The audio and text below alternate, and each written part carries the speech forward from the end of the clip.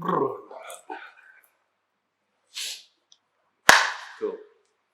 One more clap. Happy now.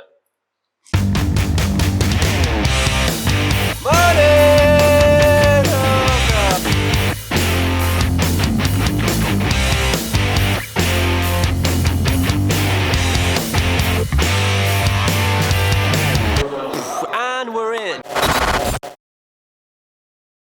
Hey everyone, here we are again at Manchester University, helping out some more students with their accelerated entrepreneurship journey.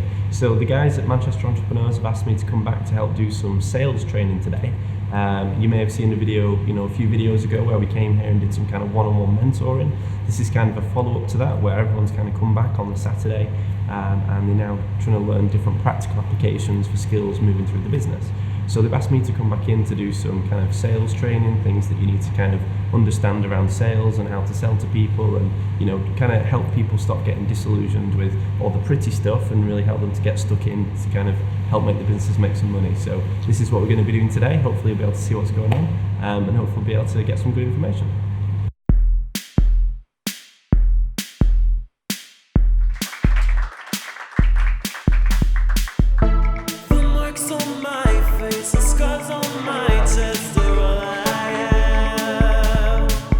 Alrighty guys, okay, so how many of you have actually gone through or consciously spent time, effort or money on improving your sales technique? 3. Okay.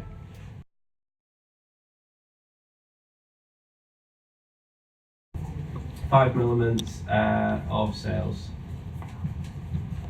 So this is basically what we're going to do. So number one, you have something called a hook. So I'll explain these as I go through. So is anyone familiar what a hook is in marketing terms? It's like the first thing they see and you want to grab their attention. Exactly. So typically you've got 5 seconds to do that. Has anyone kind of thought on YouTube why you get 5 seconds to skip an ad? 5 seconds has kind of been analysed as the time in which a hook can be hooked. So 5 seconds is a hook. So as soon as you see that, you kind of have this hook that, okay, what's this? I'll stay and watch. Gets your attention. And it's designed to do nothing more than to get you to watch the rest of the advert. So number 2 is you have the problem. You can have a problem, so effectively you lay out the problem with what is going on. If you're trying to sell a product, why is your product better? Well, the only way to illustrate why something's better is to demonstrate what the current problems are in the market. And then number 3, we've got the solution. And of course, that's going to be your product, your service, your good. Number 4, we've got the guarantee. So if people aren't really too sure about what's going on or how it works, some type of guarantee, if you're not satisfied, will give you your money back. And then, most importantly of all, you have the call to action.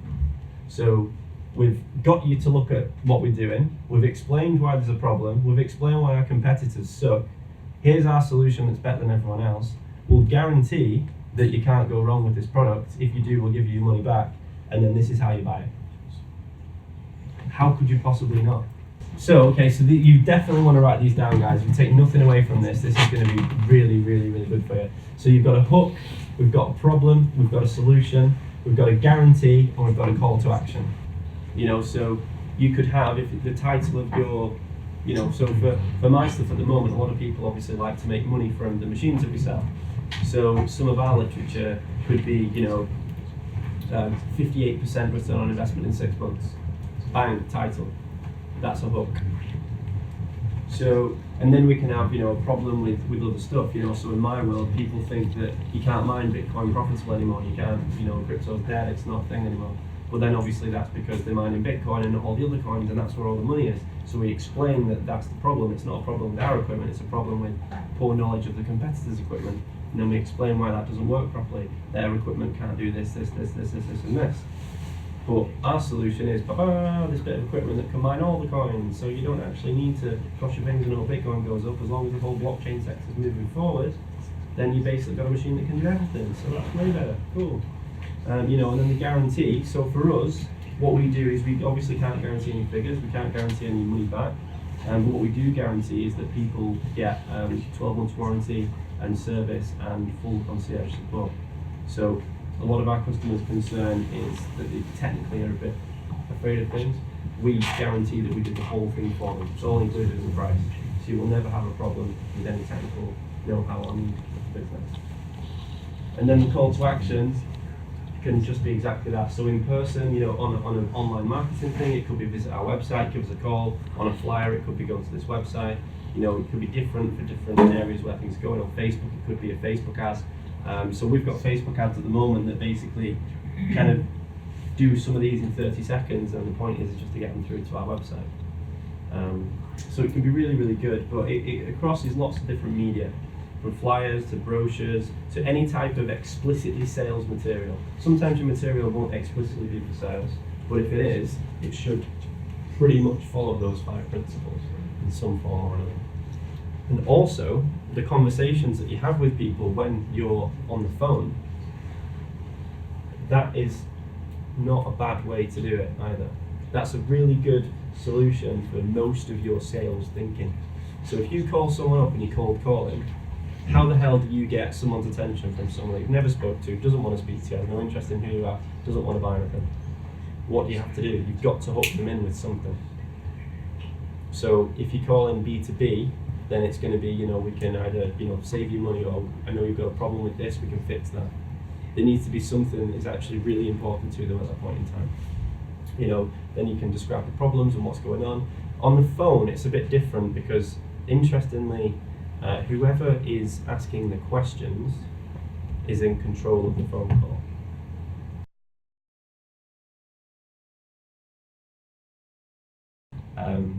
People don't kind of realize this. They kind of prioritize so many other things. Like, how many of you, it's probably funny, you guys may have done it, when you decided to, okay, let's shout out some ideas. So when you guys first went, right, I'm going to set up a business, what was the first thing you guys did? The immediate first thing after going, right, I'm going to set up a business. What was the first thing people did? Let's see if we get some classic answers. Build a website. Website, yep. Registered a company's house. Okay, registered the company. Talk to people. Talk to people to justify the idea, maybe, see if it was good. Yeah. Can I get sued? Can I get sued? Yeah. Okay, so a bit of research and background. Did anyone kind of make like a logo? Yeah. How many people sat down and made a logo in the kind of first week of maybe putting a business together? Cool. That was a waste of time. So this is another funny thing as well, slightly different from marketing. People do this all the time. What people fail to realize is there's a total difference in separation between marketing and sales. And there's a massive difference between a logo and a brand. And this is where people make the mistake. So we associate logos like Nike, Facebook, Amazon, Microsoft, like we associate their logos, and we think that when we're making businesses, we need a great little pretty logo too, because that's a really important thing for Nike or Adidas or whatever. It's so powerful. But we don't ever, ever, ever buy a product based on its logo. When was the last time you chose to use one accountant over another because one had a better logo? Never. Like, no one ever buys one service or another because of a logo. You might go to McDonald's because you see the M, but you're not going because of the logo, you're going because of the brand that represents. Building a brand takes a long time, a lot of money, a lot of time, a lot of effort. A logo is literally just a visual representation of nothing. So this is one of the mistakes people make in kind of time distribution when you're setting up companies.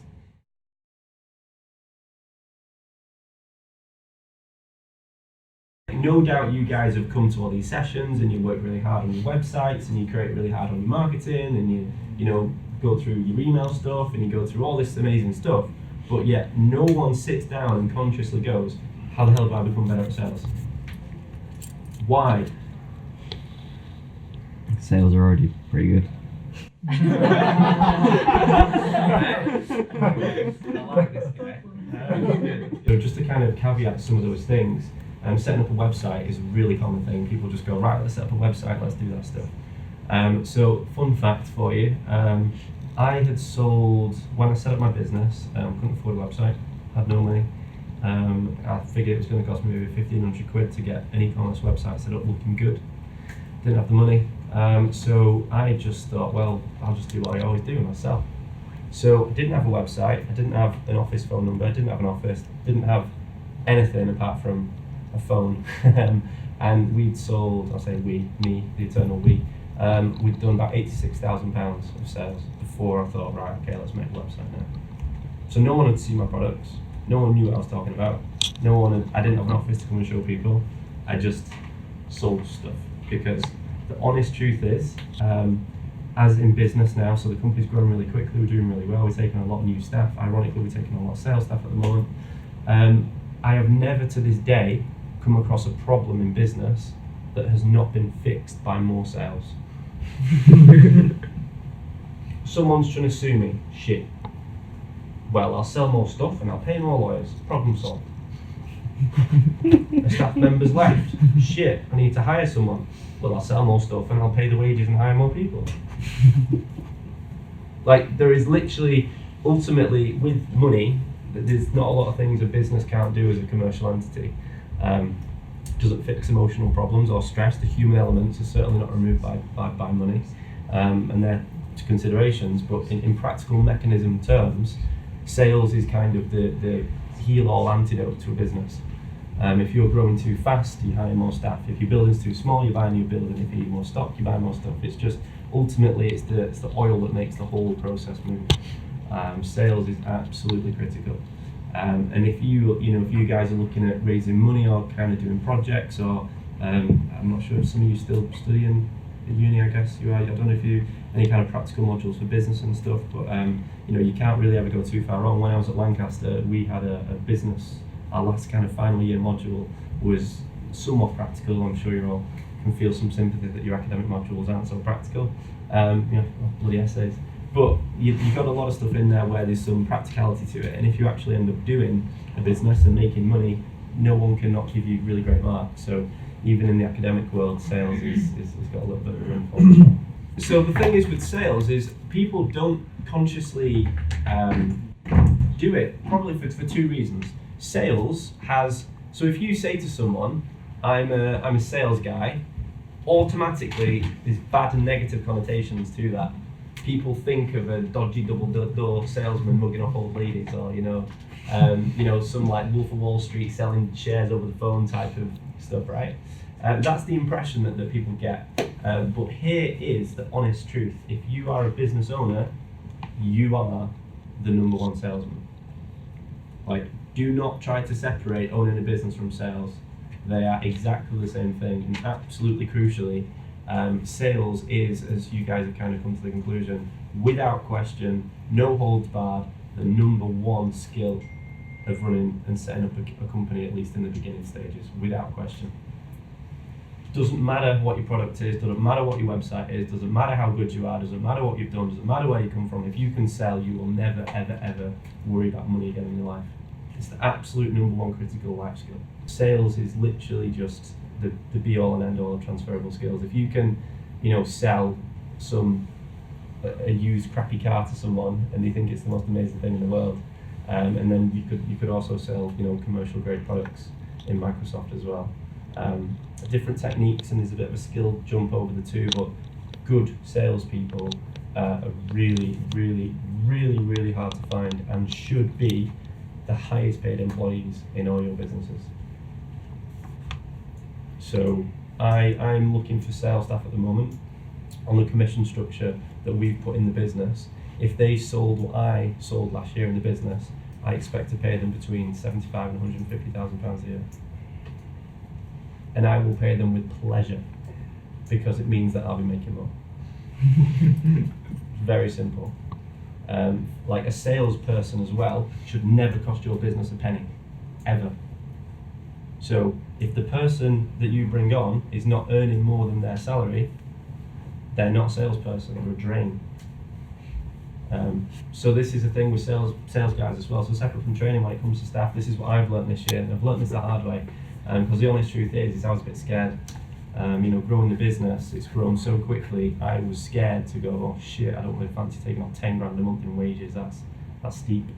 And I didn't accelerate my staff growth as much as I should have done. And my biggest failing is in sales, because obviously with my crypto company and blockchain and the machines and stuff that we sell, there's quite a technical gap to the average person. I have to, and this is why I think I've become, really quite good at sales this last year, is because a lot of your products and services, you're talking to people in a world which they already understand. It might be, some of your guys' businesses here are very, practical to understand. You can go, okay, everyone understands the world around what you do. You've just made something better or offered a better service or created a new product that sits in an existing knowledge place. Whereas I'm selling to Dave, the farmer in Wales, a machine that pays him every day, and he literally is a cattle farmer. He's got no idea about technology, can barely use the internet, doesn't understand blockchain, doesn't understand crypto, doesn't understand GPUs, doesn't understand algorithms and metrics, and it's just literally like the value, it's just a huge knowledge cycle. So I'm going to take you through kind of my sales pitch, and just to kind of hopefully demonstrate that if we use like a really hard example, which mine kind of is because we've got to sow a lot of seeds along the way, you should hopefully get a bit of faith from what you guys have to do, because you probably only have to do the last little bit, because all the work beforehand doesn't need to exist. Like a lot of your products, they already understand that the internet's really great, or they already understand that there's a need for blind people to be able to facilitate better access for walking around with canes and stuff, right? So there's already that kind of self need.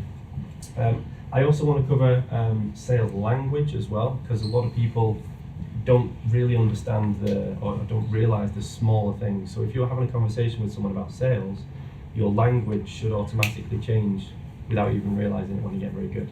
And you use something called positive close. It's almost like an always closing approach. So the classic example is, hopefully be able to spot these things when I do this now. But the classic example is, so you get to the end of your sales pitch. So for me, for example, I've done maybe a 2-hour session with them. My sales conversations are quite long because there's a lot of knowledge beforehand. So they come to the office, we sit down, we go through there.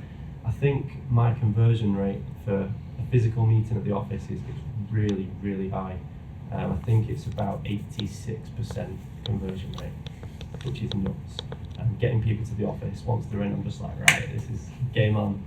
Time to get paid, which is good fun. Or more, really, less time to get paid and more time to produce, best value for my customer and make sure that but those two things go together really well. You should be thinking both, which is great. So the reality of it is that there's different types of languages that you can use. There's all different types of psychology. You can get really, really deep into sales because there's just so much literature out there about it. But the reason why people fundamentally don't say, yes, I'm a salesman, is because it's a dirty word. And then beyond that, it's actually really scary and really hard. Like, even now you guys are, on your way to making all these businesses come to reality. I bet there's probably not that many of you that have, how many of you in your businesses right now today have sat down for an hour and done cold calling? 0 people. Why? Because it's scary as shit. Like, who wants to call someone up and, hey, I'm doing this, and then it's your little baby and it's fuck off. It's really difficult. Like, it's emotionally really tough to kind of get rejected. We as humans hate getting rejected.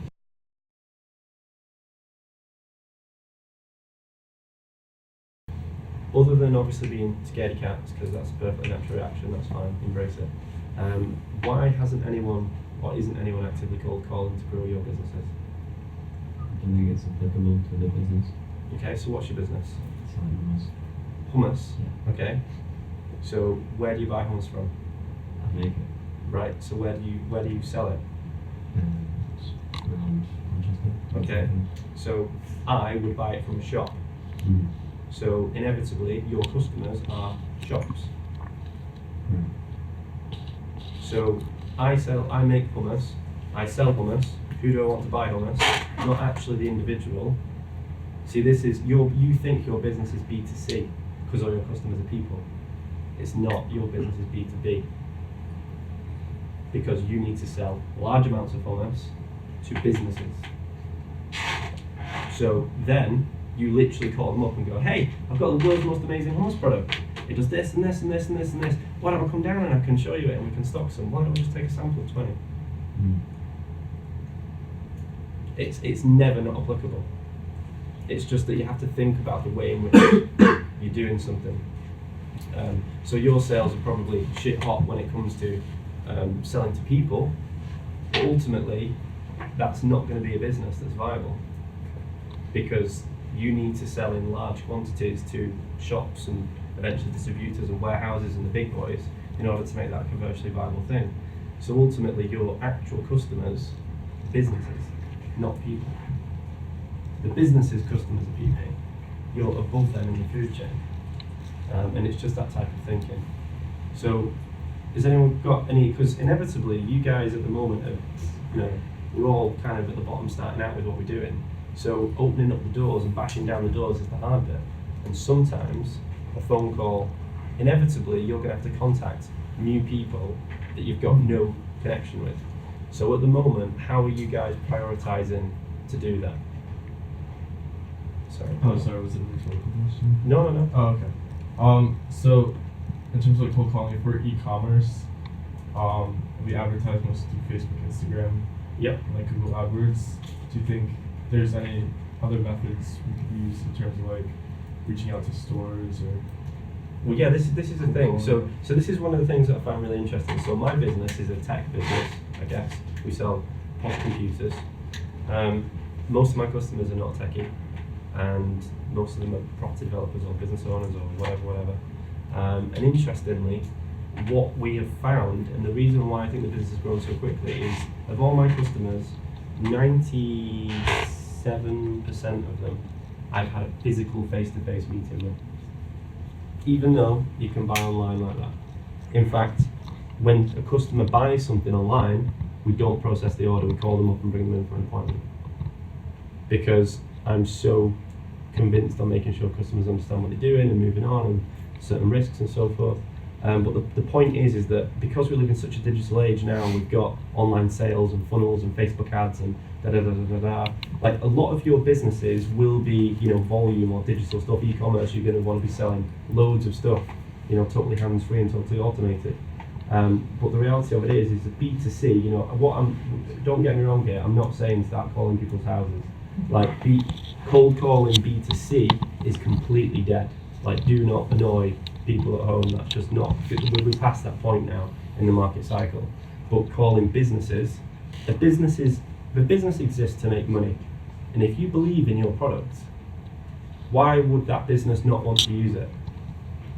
With our hummus guy over here, if he can sell that, if he can convince that shop owner that this hummus is the greatest hummus ever and it's amazing, and actually you can sell it and you'll earn more money than selling that hummus and it's a better product, why would that business owner not want to buy your stuff? There's no reason they wouldn't. All that you have to do is get from point A to point B and explaining that difference in the middle. And the reality of it is how difficult, the hummus is actually a really good example, so how difficult would it be to get, say, a shop in Manchester, one of the vegan places or whatever, how difficult it would be to get them to stock your product explicitly from online marketing? Like, what type of stuff do you think you'd have to do for them to actively call you and say, hey, I want 50 for my shop? Get a lot of their customers talking about it, I guess. Yeah. So you'd have to figure out who their customers were, you'd have to market to that person directly, you'd have to make yourself available for larger orders, you'd have to kind of there's a lot of stuff you could do, and that's what comes in at scale. Now, how much easier is it, how much quicker is it for you to either go there in person and have a chat with the owner, or call people? Like, so this is the thing, so I'm based in Bury, I'm only half an hour away from here. Majority of my customers are from London, because there's more money down there, right? I could have set up in London, chose not to. Wanted to be up here, family, friends, life and such. Wanted the balance. But realistically, most of my customers come up and see me now. Most of my customers are high net worth individuals, usually all worth well over £1 million. So they own businesses and have staff and companies. I, in a position of that myself, know exactly how busy those people are. But by having, you've got to come and see us in Bury, they have to take a day out to come and see us, which most people would think is a huge barrier to sale. So not only am I trying to sell you this magical money-making machine, which sounds too good to be true, with this crazy blockchain and crypto stuff, I'm telling you, in order to buy it, you've got to take a day off work to come and see me and drive 4 hours from one side of the country to the other and back again.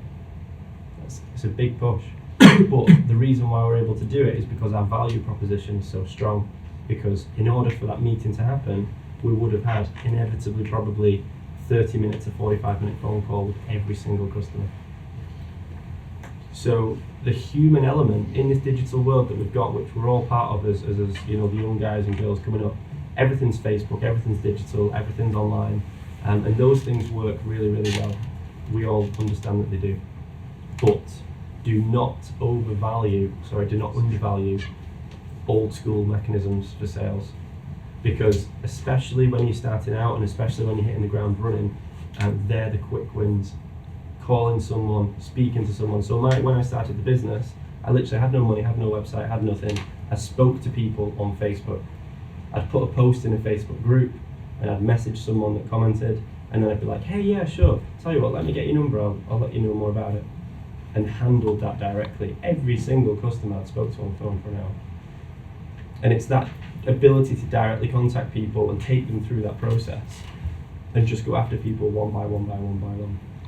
Now, I appreciate if you're selling a t-shirt, right, that's not going to be practical. But again with the hummus example, you're not selling to customers, you're selling to distributors or to shops. So you just treat the shop that can take 100 of your t-shirts as an individual customer and just work your way around doing that. Josh, so this is what here are not blockchain, and so obviously you know the B2B. Yep. And then what we do is obviously like what you did, we email a lot of people, let's say like hundreds, and a few will came back, and then we can start engagement, and depends on how we carry out those 5 points, and they normally tend to decline. But we don't call. Yeah. We either do email, and then they come to the office and meet. Yeah. And if you say calling, and we agree with the power of that, where do you think it should lie between those three? Email, so we discuss email? So my personal approach, literally my first contact with someone is give me a phone number. Now, a lot of people don't take that approach, and it might not work for everyone, but I know that if I'm on the phone to someone, they're on the way to see me. It's a skill set I've worked really hard to try and capture. Emails and all those things are brilliant, but humans are humans.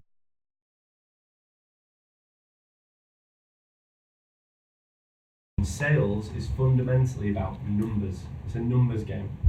Some will, some won't, so what? Like, you talk to 100 people, you know, it depends for each company, each business is different, but you speak to 100 people, you're gonna get, 95 no's. Great. You'll probably get 2 inquiries, 3 people that just mess you about, but one of those 2 comes through. So then, what you end up with is you start getting the metrics and the numbers. So there's 2 kind of really, really important metric numbers that you should be aware of, which is, if you want to take notes, guys, some of these are quite good. So you've got, ultimately what you need to know for business kind of scaling as well is does anyone know, or if I said customer acquisition cost, does that mean anything to any of you? Yeah. Could you give a quick explanation of that? So the cost it takes for a user to maybe be engaged or download an app or use your application. Yeah, so it's exactly that. It's somewhat self-explanatory, but a bit more complex than it sounds. It's the customer acquisition cost is how much money does it cost me to gain a new customer. So that could be in reality. So these metrics become really, really important when it comes to your marketing spend. So it's slightly different from sales, but it's an important metric to understand. Is that you have a customer value, customer acquisition cost, and an average customer value. They're the 2 key numbers that you really, really need to know. So average customer value is generally how much money on average do we make per customer per year. So for my business at the moment, it's about £18,000 per customer. So it sounds insane, but I know as a business that on average we make £18,000 per customer per year. So, how much money can I afford to spend to acquire one customer? Just below that. Or Below it. Yeah. Anyone want to put a number on that? Hazard a guess. 10 grand. 10 grand? 17 grand. 17 grand? Depends what your One. profit margins are. Yeah, depends Yeah. how much use is worth to you. Yeah, so you've got obviously the kind of reality of kind of cost in the middle of what's going on. Turning down customers, you guys are lucky. Yeah, never turn down customers either, that's the thing. But yeah, so actually, yeah, so you're probably looking right. So ultimately, if you know that you can make 18 grand, in theory, yeah, you could spend 7,999 if you could get enough customers through. So obviously you need to throw some other variables, but yeah, it would be quite close to that £18,000 number, which sounds mental. But this is why, do you know when like corporates like take people out and they spend hundreds of pounds on expenses and they go and do all this crazy stuff and not pay for your hotels and flights and jets and just money just gets sloshed around left, right and centre and you're like, how is that even possible? Average customer value. So if I know I make 18 grand on average from a customer, I could literally take a customer, potential customer, and his wife to Barbados for a week, all expenses paid, and I'd still end up making 10 grand if they sold. So like when you understand those numbers, you can then do some crazy shit when it comes to marketing. So if you start applying this to Google PPC or Facebook ads, you might go, it's absolutely insane, I spent 500 quid to get one customer, this is mental. But if you know that actually the business makes 700 quid, you've literally just turned 500 quid into 700 quid, and it's something like Facebook where it's got an unlimited scaling mechanism, you can just go crazy with that stuff. So it's a really important metric number to understand. Here's a little thing in business that you need to kind of know with sales as well, is it also works backwards. You can use your ability to sell to save money that makes more money. So what people fail to understand, and you guys are probably just getting into this, when you start making money in a business, guess who takes a nice slice of it? Tax. So here's the thing, if you make £1,000 profit, you've basically made 650 quid, all said and done. So if you save £1,000, it's equivalently the same as selling £1,400. People don't realise this. Like saving money, every pound that you save is worth more than every pound you make.